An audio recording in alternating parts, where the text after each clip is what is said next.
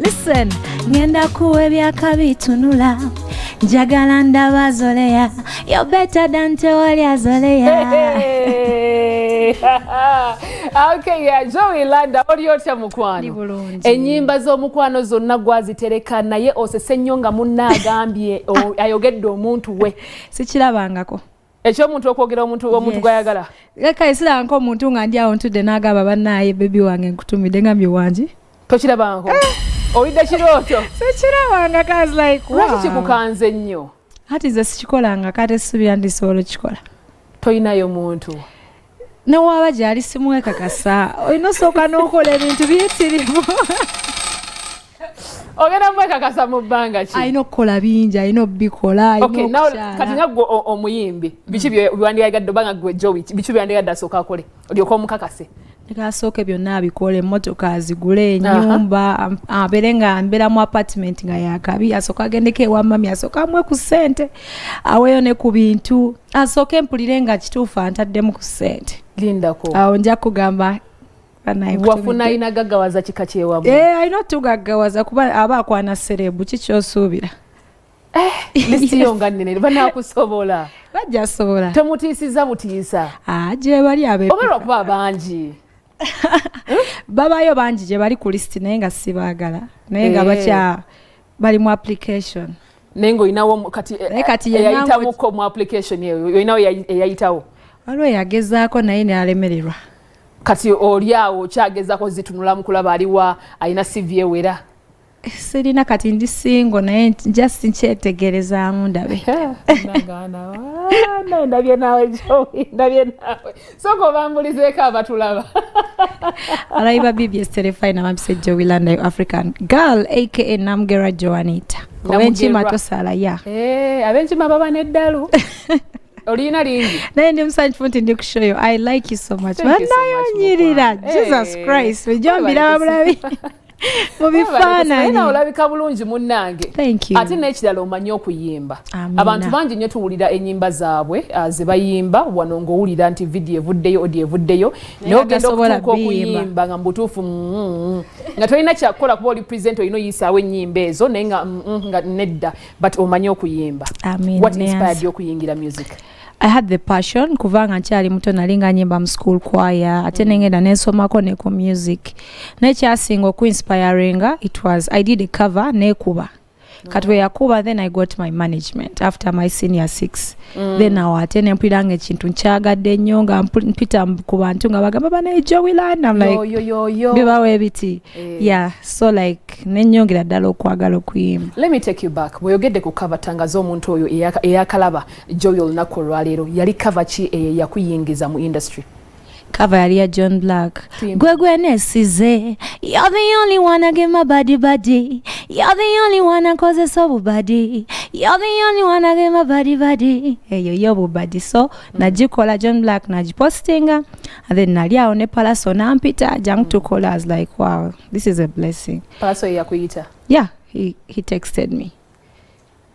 Wawulira otyanga tomanyi I was so happy actually nali manyi si yeye naye nengenda nemukebelako ku Instagram nga ndaba aina blue tick ye Palaso so he told me can I meet you the next day namugamba no problem najja nali nfudde that day tomanyi those are one of the days I didn't sleep. Jesus nga kye kisinza olw'okusanyusa kumanyi serebu obadde otenalina akamala senior 6 and I'm there omuyimbi omunene akubiraga amanja ga kusayininga kati otuusewo waali yajja ewaka ewa mami gye twali ne tugaba bannange kino tetukirabangako so kyali bwe kityo I think it was a blessing from God. Mami wo mu kino kyonna komwogeddeko nti Palaso amaze okutuuka ewaka yakyogerako ki during that time?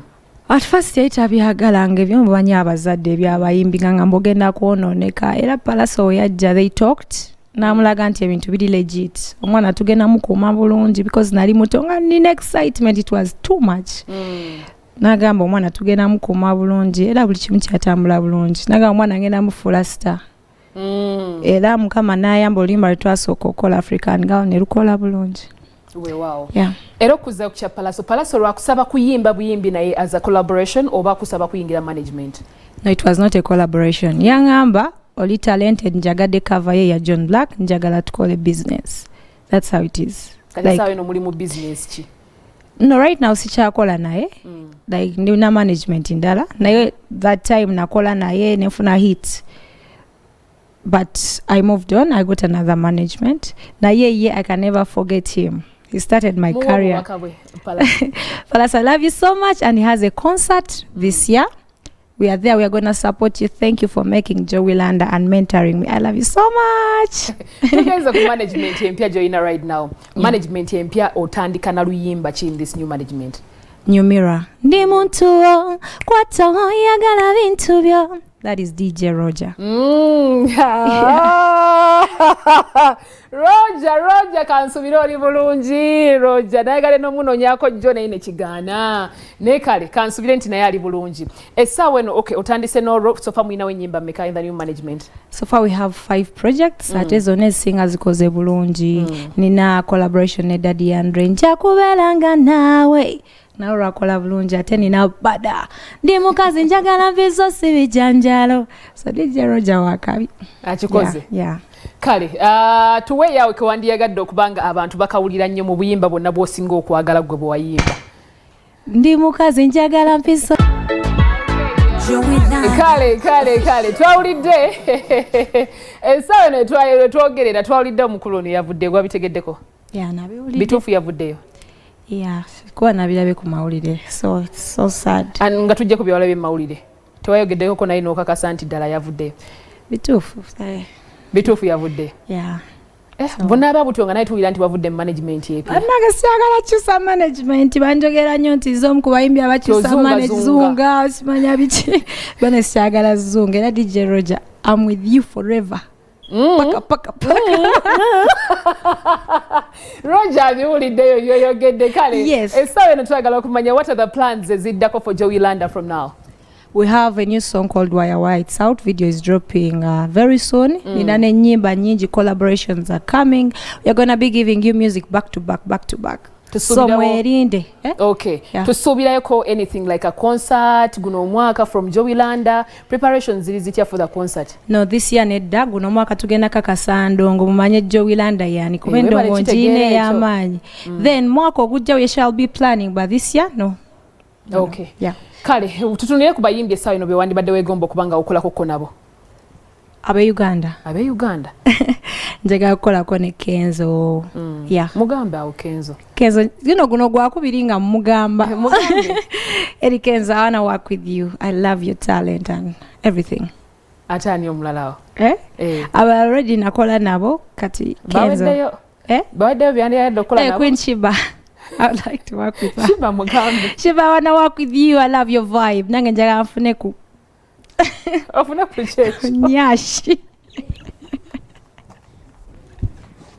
Kasita kiwulidde. Tulinawo omulalawo ku listi. Abayimbi abasinga njagala okukolako nabo, those who are talented abasobola okunteeka somewhere. N'abayimbi abato, I would love to work with abayimbi bambi abato, Nando Love, Nesanita.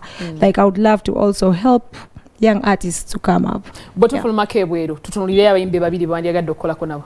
I love Ira Star and Tiwa Savage. Kale, bubaka ki bwe wandyagadde okuwa abantu bo bwentombe nga nkuta Jowy Landa. Abantu bange mbagala nnyo era banzalawazaala bambalaba ku Facebook ngenda bawa endongo. Bani abo bakuzalawa? Babangayo abazalayi naye mbalaba mwakingi ngenda bakuwa endongo mutuke nga mga Jowy Landa. I love you so much. Mario African nga bakuyita buyitabi. Kale tweyanzege mwena batwekumiddeko. Jowy Landa gwabagalawo sheeno. Bannaimwe bali kulaba kiri kitya tubagala nnyo. I was with the beautiful Nabatanzi. She's very beautiful, I'm telling you. Thank you, darling. And the beautiful Jowy Landa. Nange say they're very talented. This is what I want. Abakyala kye balina okukola ekyo. Woman empowerment. Why not? Mario African girl again. Run the land with the mic and I'm